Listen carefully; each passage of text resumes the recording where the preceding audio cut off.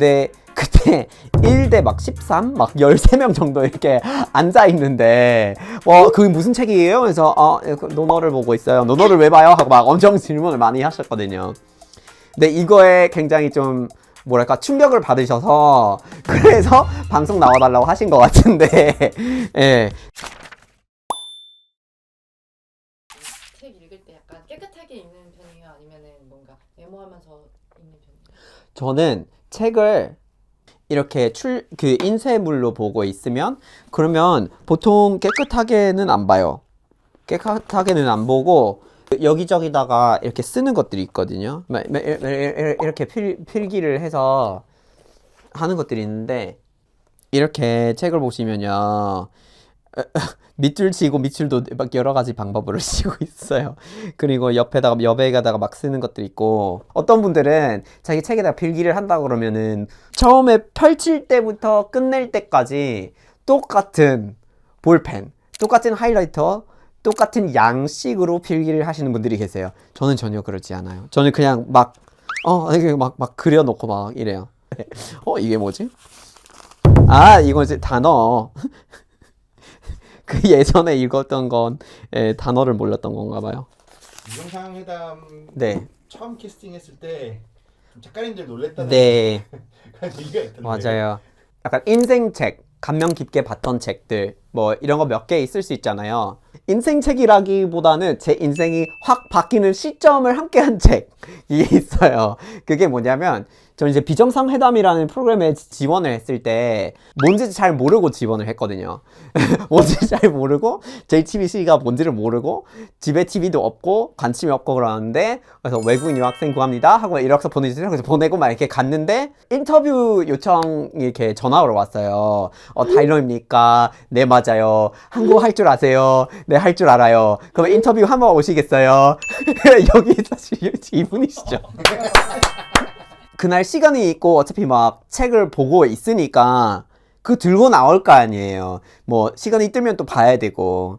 근데 그때 들고 나온 책이 이 책이었어요.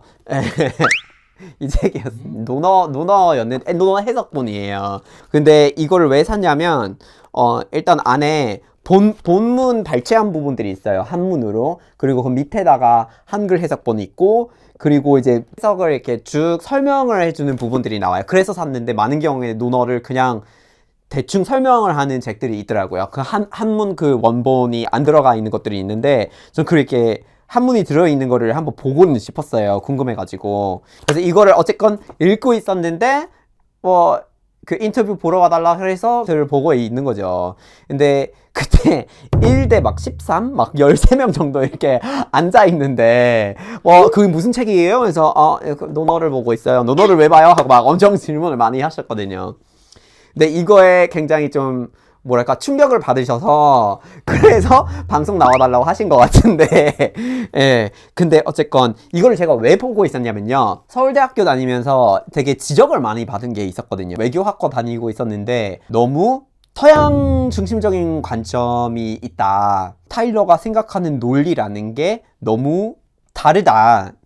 여기가 다른 어떤 뿌리를 갖고 있는데 그런 거를 이해하지 못하는 상황에서 연구하고 있는 것 같다. 등등등등. 막 이렇게 여러 가지 지적을 받았었는데 그러면은 이건 지적에 사실 뭐 일리가 있을 수도 있지만 저는 나름 제가 한 인간으로서 생각하는 부분들이 있으니까 반박하고 싶을 거 아니에요. 근데 반박할 거리가 없어요. 왜요? 그게 무슨 말을 하고 있는지 모르니까요. 그러면 당연히 동양 철학을 어느 정도 접할 필요가 있다는 거죠.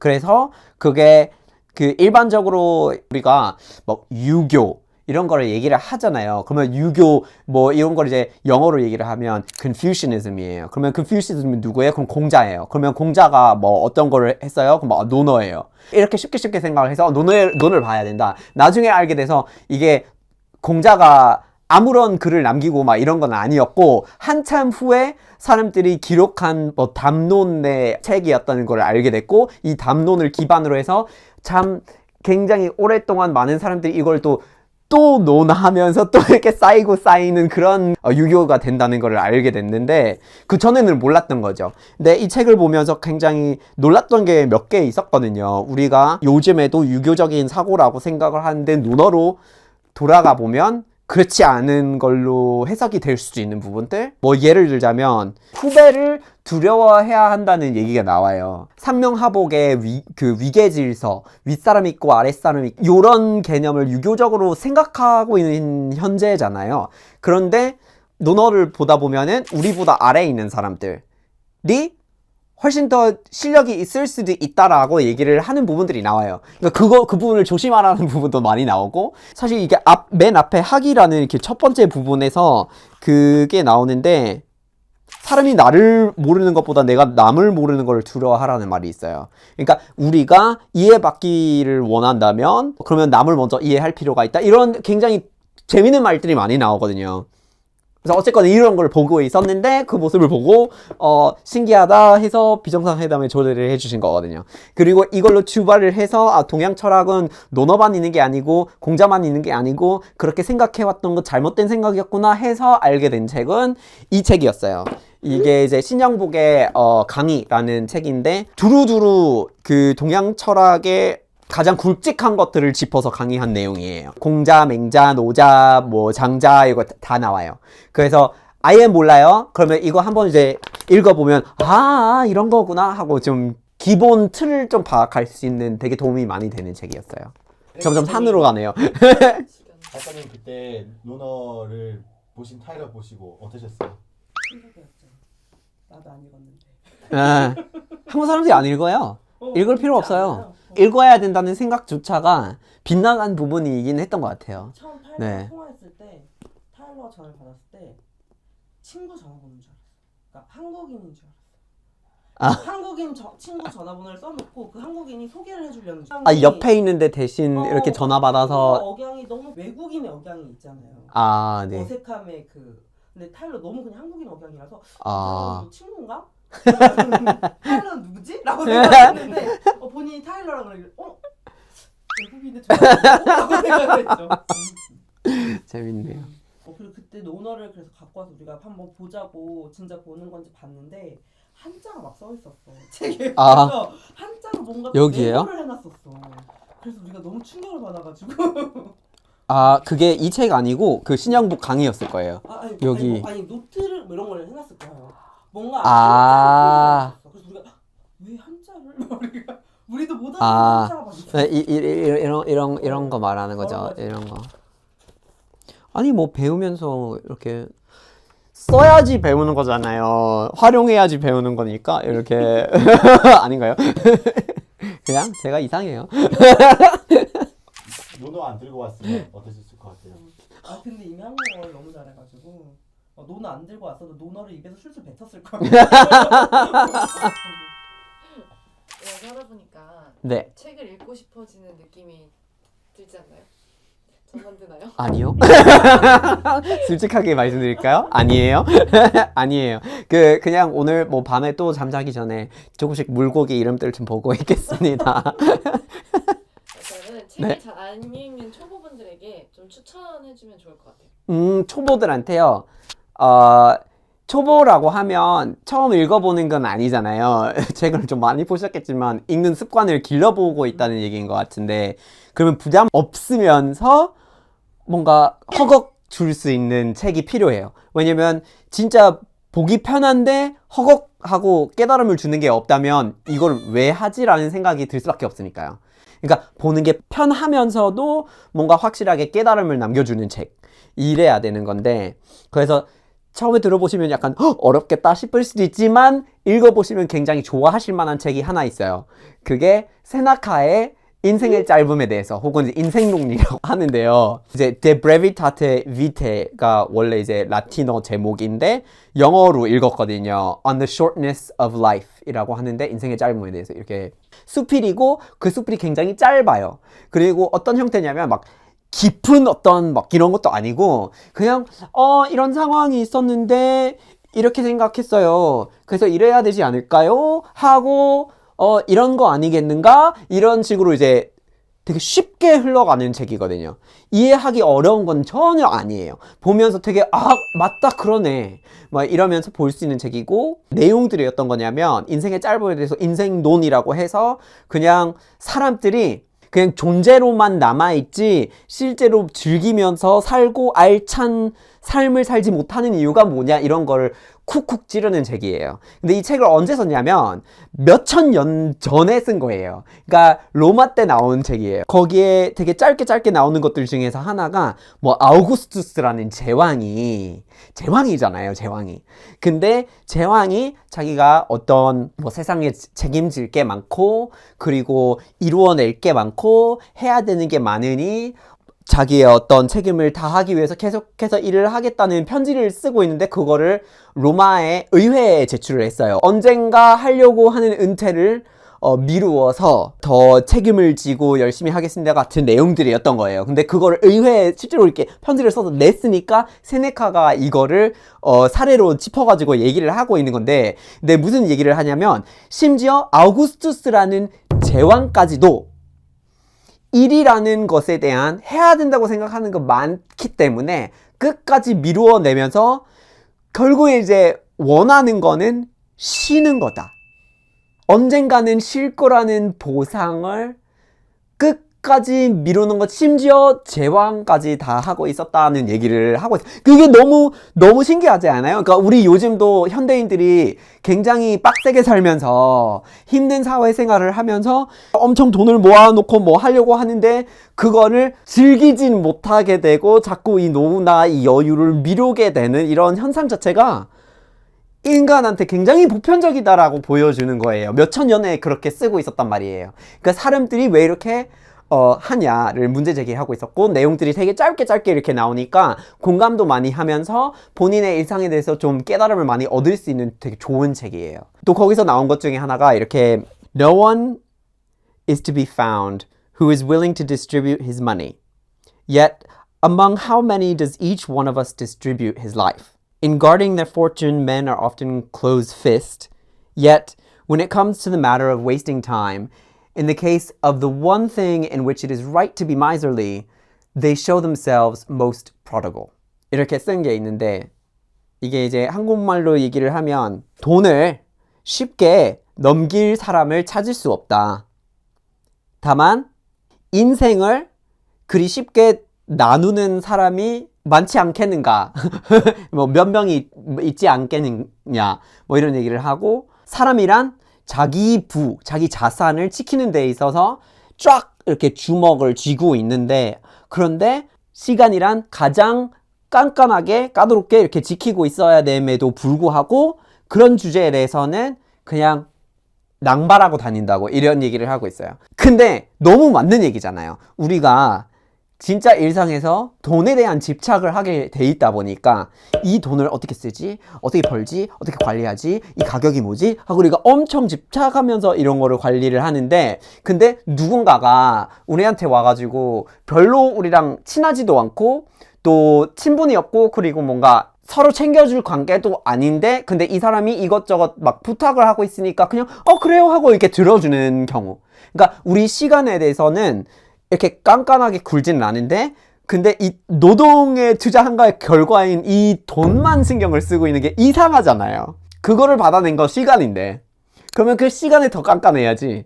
그러니까 이런 거 지금도 우리가 경제 행동학적으로 이 행동을 지금도 못하고 있다는 게 되게 공감을 많이 할 수 있을 것 같아요. 근데 이게 몇천 년에 사람이 있었다고요. 그러니까 여러분들이 책을 보는데 초보인데도 이런 책을 보시면 확실하게 좀 얻어갈 수 있는 부분이 많고 되게 짧게 보실 수 있고, 하루에 뭐 한 단락 두 단락만 봐도 공감을 하고 갈 수가 있는 되게 좋은 책인 것 같아요. 그래서 강추합니다. 네. 그러면 평소 뭐 독서량이 엄청 많은 사람들한테 추천하고 싶은 책이 있어요? 독서를 되게 많이 하시는 분들은 아마 다 이미 저보다 많이 읽으셨을 것 같은데, 그래서 반대로 저한테 추천을 해주셔야 될 것 같아요. 그래서 일단 여러분들이 추천하고 싶으신 책이 있다면 댓글에다가 남겨주시고 서로에게 추천을 많이 하는 게 좋을 것 같아요. 아마 이제 많이 보셨고 문체 를 특별히 좀 좋아하시는 분이라면 추천드리고 싶은 책이 하나 있는데 존 디디언이라는 기자가 있었어요. 미국 기자이신데 그분이 쓴 책 중에 The Year of Magical Thinking이라고 해요. 사람들이 저한테 책 추천을 해달라고 할 때마다 이 책만 추천하고 있어요. 이게 어떤 거냐면 본인이 상을 당하셨어요. 그래서 남편이 돌아가시는데 남편이 돌아가시자마자 이 책을 집필을 하고 있었거든요. 애도 과정 그 자체를 책으로 표현한 거예요. 그 작가가 경험하는 모든 감정의 심리를 그대로 느낄 수 있는 게 굉장히 작품성이 있거든요. 그래서 강력하게 추천드리고요. 처음부터 끝까지 읽어보시면 처음에는 약간 파악하기 힘들 수 있어요. 왜냐면 일반적인 어떤 책의 흐름이랑 좀 다른 게 있어요. 얘기가 애도하면서 쓴 거니까. 근데 그거 처음부터 끝까지 읽어보면 아 진짜 상실을 하는 게 이런 거구나 라고 이렇게 깨닫게 해주는 부분이 있어요. 그건 저한테는 굉장히 큰 깨달음을 준 것 같아요. 그걸 이제 읽었을 때가 큰어머니가 이제 돌아가셔가지고 큰아버지가 혼자서 이제 지내게 되는 시기에 이 책을 보게 돼가지고 큰아버지의 어떤 심리적인 상태에 대해서 어느 정도 공감을 할 수 있는 능력이 없어도 상상은 할 수 있게 됐거든요. 사실 배우자를 잃게 되는 건 상상하기 굉장히 힘든 일인데 그래서 좀 추천드리고 싶은 책이긴 해요. 내용이 조금 그럴 수 있지만 근데 책을 진짜 좋아하시는 분들이라면 한번 볼만 하거든요. 네, 독서가 타일러 삶에 어떤 영향을 미치는지 좀 궁금해요. 그렇게 의미가 있나? 저는 이게 사실 독서가 저의 삶에 영향을 미친다고 하기보다는 독서를 하다가 그 책에서 갑자기 하는 어떤 깨달음을 얻어갔을 때 그 깨달음이 저한테 주는 영감이 있어요.